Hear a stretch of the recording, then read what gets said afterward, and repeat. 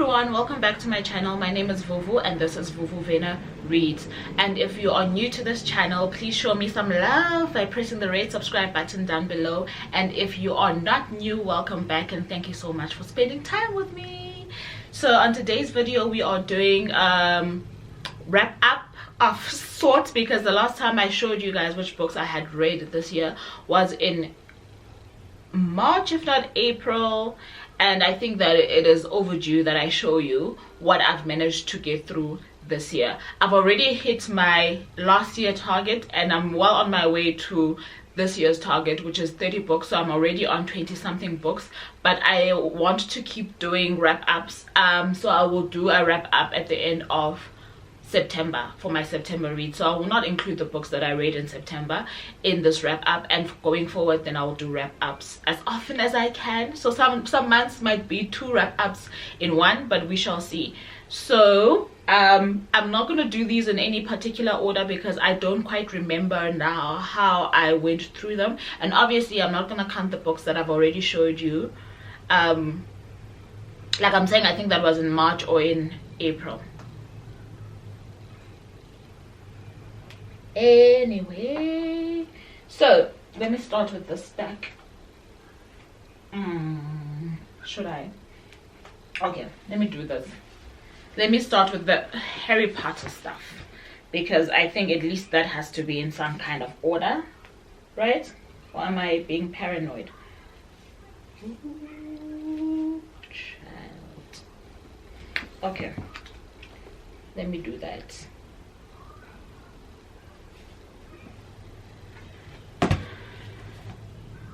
Okay, so I finished the last 3 books in the Harry Potter series. Last year I read the first 4 books, which was oh my gosh, they just escaped me. Philosopher's Stone, Chamber of Secrets, Prisoner of Azkaban, as well as The Goblet of Fire. So this year I've managed to now complete the series altogether, and with all the controversy that's going on, I'm not going to say too much about this. So I finished The Order of the Phoenix, I finished Half-Blood Prince, and I finished The Deathly Hallows, which brings to 7 the Harry Potter books. Like I'm saying, I'm not going to delve into any of my thoughts about those. However, if you follow me on Instagram, you would have seen my general inclination when it comes to the Harry Potter series. I think that I'm going to continue in that vein and show you non-African and non-South African books. If you remember, I had made some mention of the fact that I'm trying to read more South African and African books this year. I'm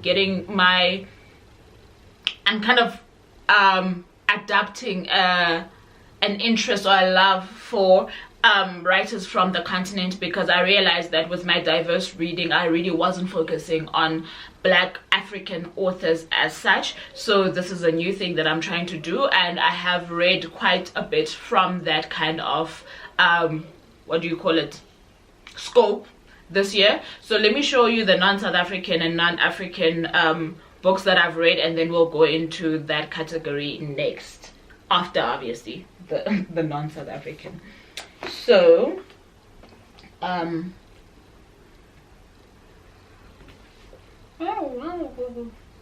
very impressed with myself.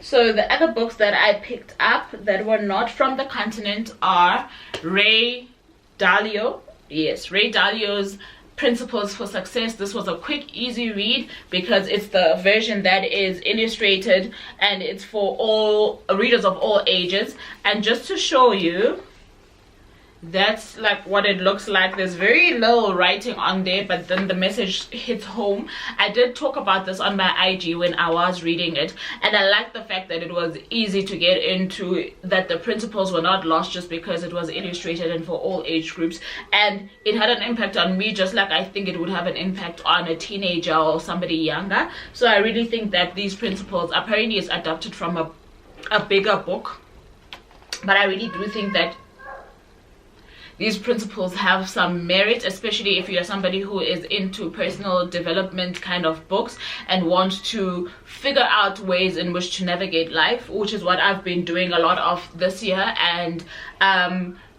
more audio and videos than sorry, my my tea is gonna fall.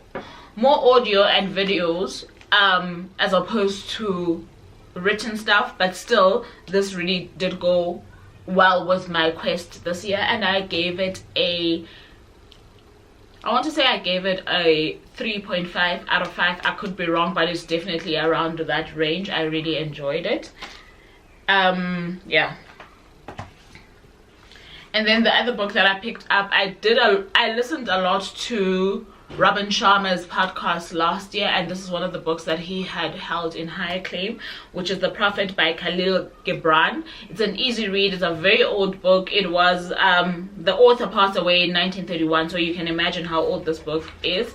I want to see the publication was, it was first published in 1983, and basically it's I see why Robin Sharma would like it, because he likes these kind of parable like stories. That's how he writes most of his stories as well, all his books as well, and this is right up that alley. But what I love about this book is that it's got principles that are outside. You would think that it's a very religious book, but it just shows you the things that you should hold dear in life and in human interaction. And I think that the stuff that he highlights is pretty spot on. I enjoyed this read. It is something that I want to revisit again now that I've read it. I do think that reading it once is not sufficient, so the first time around you get the general scope, but I think that the second read would give you the more in-depth stuff that you can live on, if you get what I'm trying to say. But anyway, I think I gave this one a 3 out of 5. I struggle with rating personal development and non-fiction books, because I really don't know what it is that I'm meant to go on besides just the writing and the concept. So my rating system might not really be a true reflection, because I'm also not an avid personal development and non-fiction reader. So the comparison basically is just on how it made me feel and what I was able to take from it. So don't for once think that just because I say it's a 3 out of 5 stars, that is a book that you shouldn't invest in. It's definitely one that you should. You might find that on my reread it could become a 5 out of 5 stars. So I'm just saying, I read it, I got the concept. I don't think it sunk in as well as it should have with that first read, because it was a kind of different kind of reading that I had to navigate, and hence my experience made me deduce that it is a 3 for me. So I still think that it's worth reading though. That's the second non-fiction book that I read, I want to say. Yeah. And then I also picked up The Secret. If you have been following me, you'll realize, I don't know what I did to my dust jacket. You will realize that I read this last year as well. I really love the concept of law of attraction. I do agree with a lot of people that have reviewed this book or have had criticism about this book. It is quite simplistic. I don't think this is all there is to the law of attraction, to the idea of manifestation. However, I don't think that every self-help book gives you every single thing that you need. So it needs to come from you, the attempt at getting to know what else is out there in this realm of law of attraction and manifestation, etc. So I think for a book that lays the foundation and helps you to understand what it's all about, that this is a well done book, which is why I keep going back to it, because it's got some great nuggets that you don't want to forget. And I think that the minute that you do forget, or at least for me, I saw an impact of this book in my life when I first read it, and the minute that I do start to forget, I start seeing certain things in my life and my mood as well, indicating to me that I've forgotten the lessons that I learned on here. So it is one that I do go back to as often as I can, whether I go back to it in audio form, in hard format, or in the movie. Actually, there's a movie on not a movie, yeah, well, there's a audio visual thing going on Netflix, which is quite close to the book. So sometimes I'll just plug that on and listen to it in the background, just to remind me of what I had learned when I was reading this. Otherwise, I really do love this book. It is a book that I keep going back to. Like I'm saying, it is a 4 out of 5 for me, because I am not oblivious to the fact that it does have its lacks, but it was a good read for me. So that's a 4 out of 5, and I'm probably gonna show you this book again next year and the year after that. Like I'm saying, I seem to be revisiting it every year. So let's do Africa. Okay, so from Africa we have, I should have sorted these out before this, but here we are. So from Africa we have the following books. This is House of Stone by Novuyo Rosa Chuma. This is a psychological thriller based in Zimbabwe. It also has some historical fiction elements about it. It talks to the Zimbabwean independence, as well as the genocide that happened straight after, straight after independence. It speaks about a man who defined himself as Black Jesus. What I understand from that is that he was based on an actual person, a general in Zimbabwe who passed away sometime this year. I want to say earlier this year. Anyway, this talks mainly to the trauma that politics can have on a society, especially that kind of politics where a genocide is justified and people don't have a place to run, and where there are intercultural altercations based on nothing, if we are being exact, like people exerting their power just for the sake of exerting their power and various other things. But then it also talks to the idea of needing to belong and hungering to belong to something and to someone.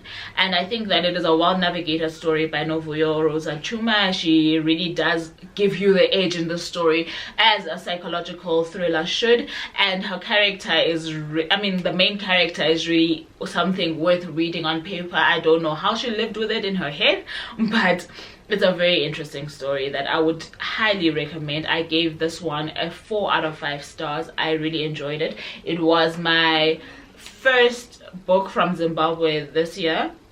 I'm saying first as if I'm reading more, but I think I am. Am I not? No, I am not. Yes, I did read more. I'm like, what? So this was my first book from Zimbabwe this year, and I really enjoyed it. Okay. Then the rest of the books that I have here are from Nigerian authors. I've really been enjoying Nigeria this year, especially the female authors that I have picked up, and they have really given me a lot of excitement in the way in which they narrate stories. I really don't know how else to communicate that. It was really some time well spent. Let me start with the sequel in the Legacy of Orisha series, which is Children of Virtue and Vengeance by Tomi Adeyemi. This follows after Children of Blood and Bone, which was her debut novel that came out a few years ago. This came out last year. I was not as impressed with this one as I was with the first one. I really do think that she took the story on... Sorry, let me get that. I really do think that she took the story on a turn that I wasn't expecting. However, I don't think she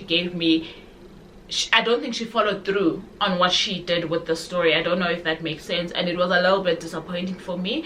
And because of what I had come to expect from the first series, there were certain things that were lacking. Let me say that were lacking for me, and I wasn't satiated as a reader going into this, having known what I knew about the first book. However, her writing is flawless. I'm not gonna... there's nothing I can say about the writing. She writes very well. It's just that the story didn't deliver for me the way that I had anticipated it, and as a result I gave it, I think, a 3.75 out of 5. It's still a good read though, and if she's got a following, like a book after this, I hope she does, and I hope that's the last book. Because of how this one ends, I still want to know what happens, but I hope that's the final book that she gives us in this series. Otherwise I'm not gonna be understanding, and I will still buy the 4th book, but I still won't be understanding. I won't. But I enjoyed this, and I love the artwork on these, guys. I really love these. This is so beautiful. Anyway, then I picked up a collection of short stories by Leslie Nika Arima called What It Means When a Man Falls from the Sky. I enjoyed this. She's also a Nigerian author. I really really enjoyed this. I enjoyed it so much that I went out looking for more of her work, only to realize that she actually doesn't have a standalone piece out yet. Let's just hope that she will someday, because she's really put together a very exceptional collection of stories in this. There was 1 or 2 stories that I didn't feel belonged to this collection. However, even those stories were very well narrated, very well written, very well structured. Like, there's no flaw that I could find in this. If you haven't gotten a piece of this yet, I would suggest that if you are into short stories, or if you're experiencing some kind of slump, that this will definitely kick you off. So that one I gave a 5 out of 5 stars. I really enjoyed it a lot, actually. This was a great read. And then this one's also from Nigeria. This one is called Under the Udala Trees. It is my favorite book of the year. It was my first introduction to queer literature, and I love the fact that it was based on African soil, upon a law that really does matter to the rest of Africa if it's happening in any of the countries on this continent, which was that homosexual relationships are deemed illegal in Nigeria. So it is based in Nigeria, and it explores the love between 2 women in a time of great turmoil in the country. So it does touch on the Biafran War as well as a time where, I don't know how much you might know about Nigeria, but one thing that does stick out to most people is that that country is very religious. And I love how Chinelo Okbaranta brings in the religious factor into the story and how it is told. It was a beautiful, well thought out, well considered telling of same-sex love. And I think that this has sparked a huge interest in me around literature, especially based on the African continent, that delves into queer relationships. I really loved this one. It was a solid 5 out of 5 stars. I will talk about it as many times as I can, because I really don't think that anyone who touches it regrets it. It was very well written and well loved by me. I received this message very well, and it was very well done by Chinelo, I think. I see that she has another book called Happiness Like Water. I've never heard of it, but this is really something that I think is worth picking up. So that's all I have from the rest of Africa. So it seems I read from Nigeria a lot, and then I read something from Zimbabwe. So Zimbabwe. I don't know why I say that. From Zimbabwe. Zimbabwe.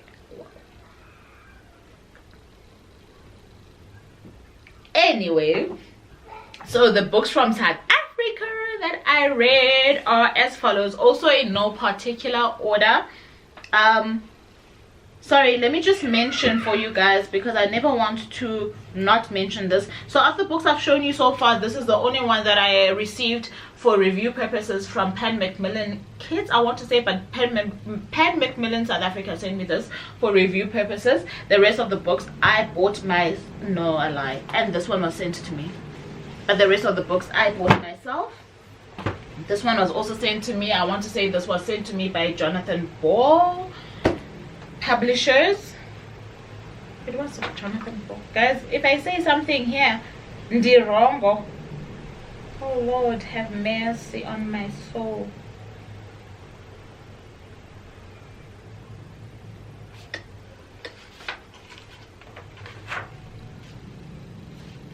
I'm just gonna go with Jonathan Ball. I will correct it if I'm wrong. So this one was also sent to me by Jonathan Ball Publishers for review purposes. All right, so ooh girl, okay, so back to South Africa. This one is a children's book by an author that I hadn't heard of before, Sizile Ndlazi. She reached out to me asking if I was interested in reading her story, gave me a bit of a synopsis, and I am collecting books for my children now. My son just turned 5, my daughter is 3, and I think that it's a nice time to start collecting books that I think they might enjoy. So this one, when she told me the synopsis, was one thing that I knew I wanted to have on a shelf for them. So this is called The The Timekeeper series. This is book 1, Nandi Goes to Egypt. It's centered around a 10-year-old Zulu girl whose family has a legacy that allows them to time travel. Certain people in her family are able to time travel, and this gift has been passed on to her. So she travels around Africa. From what I understand, this one is set in Egypt, but she travels around Africa solving any conflicts that might be happening in different countries, but then she taps into the history of those countries in order to be able to resolve these, and she makes friends from past historical characters that help her resolve these. So it's a very nice adventure kind of story. It's also got a lot of puzzle like nature of the resolving of these various issues in these different countries. It has that family element that is always so beautiful to see in children's books. And what else? Oh, and it also has the sense of a child discovering their own power, if that makes sense. And I love those kind of stories. I love them for children, especially because I don't think that we do enough to affirm our children in society just in general. And I think if they can find it in books, that's a beautiful thing to see. I loved this book. However, it does need to be fine-tuned in terms of editing, so I didn't score it high because it was a frustration for me when I was reading through it. So I think it scored a 3 out of 5 stars, but it could easily be like a 3.75 read if it was just fine-tuned a bit. I love the concept. I love the fact that it also has illustrations in it. Oh, it also has talking animals. I really love this. I love that it also has illustrations on it. I think that she's done well for with this book. I do think that, or rather not that I do think that, I've never heard of the publisher, so I do think that it is one of those small publishers or indie publishers that obviously would need some kind of support if you are somebody who's into that kind of stuff. The name of the publisher is called Reach Publishers, and if you wanted to know where to get her book, the only thing that is here as reference is a place called Ikabe Books. So www.ikabebooks.co.za, and it retails for 130 rand. I liked it. I'm keeping it on the shelf. I'm looking out for the rest of the books in the series because I really do think that the mere fact that it is a black girl from South Africa traveling Africa is also a winner for me, and it will help also with the kind of books that I want to curate for my kids. So this was great. 3 out of 5 stars. The next book was also sent to me by NB Publishers. It was printed, it's not printed, it is published by Kwela Books, which is an imprint of NB Publishers, and this is Nick Mhlongo's debut. It's called Dog Eat Dog, and this was a fun read for me. It was fun because of the main character in the book, and I will say though that it took me a while to read, and it took me a while to read because it was exploring content that I think was relevant for when it was published. So it was published in,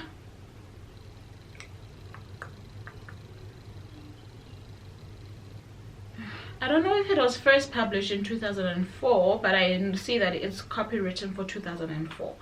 So it might still be the first publishing year.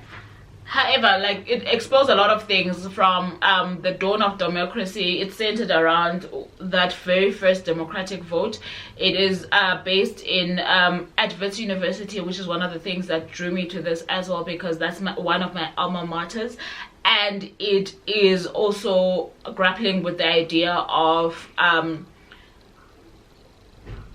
the legacy of apartheid in townships, as well as in black young people who were coming of age at the dawn of democracy, trying to pursue a better life in institutions that were otherwise closed off to black people.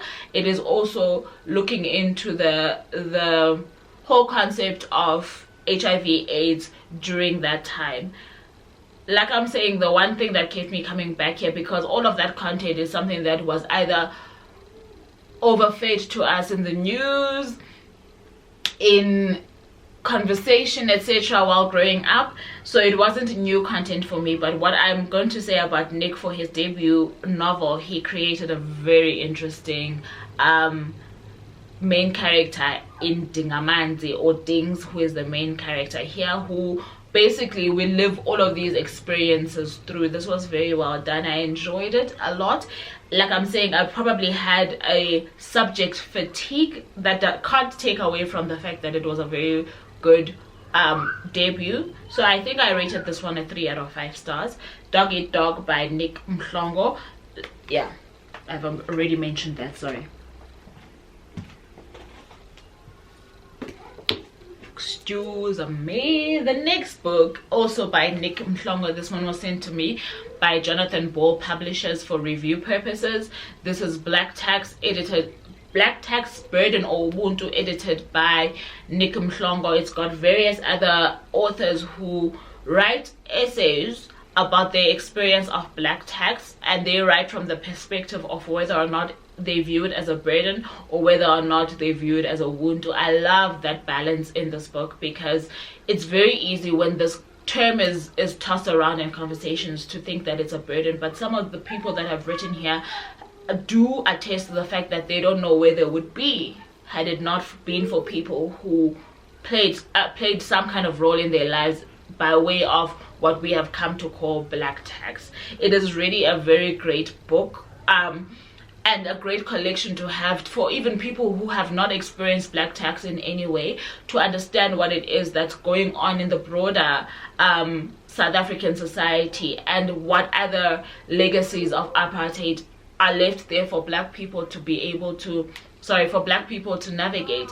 And I think that it is kudos to black people as well, the fact that they know that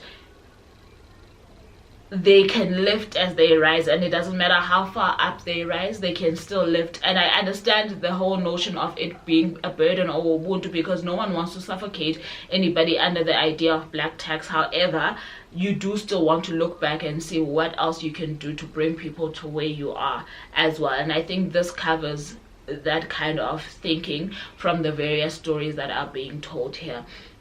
It's really a very, I loved this collection of short stories. I don't want to lie to you, it really had a great impact on me, as well as my thinking, and I scored it a good 4 out of 5 stars. It was really very well done, and it's got some great people writing here. So you've got contributions from authors like Dudu Busani Dube, Fred Kumalo, Mohale Moshego, Tandukolo Jika, Sukoluhlo Nyati, Osunyati, Lucas Lidwaba, Sifiso Mzobe, Litutu Malingani, Angela Mukholwa, and many more. So it's got quite a great selection of South African writers that have truly spoken from places of vulnerability and intimacy. That I think that is part of the great quality of this book, is that people are being vulnerable in telling us these intimate stories of themselves, and I really enjoyed that about this.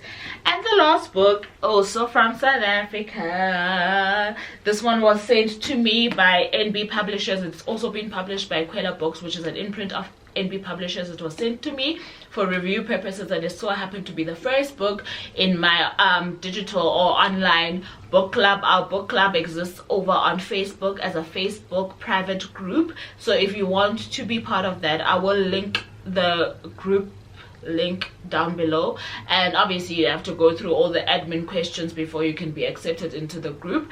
But this was our first pick, and our first month as a book club was in August. We really enjoyed this, and we got to chat with Ikao Juka. I will link that conversation up here because it was also published here on YouTube. So in this book we follow a violin and a girl called Garabo, who is a yellow bone. It's based in 3 different countries.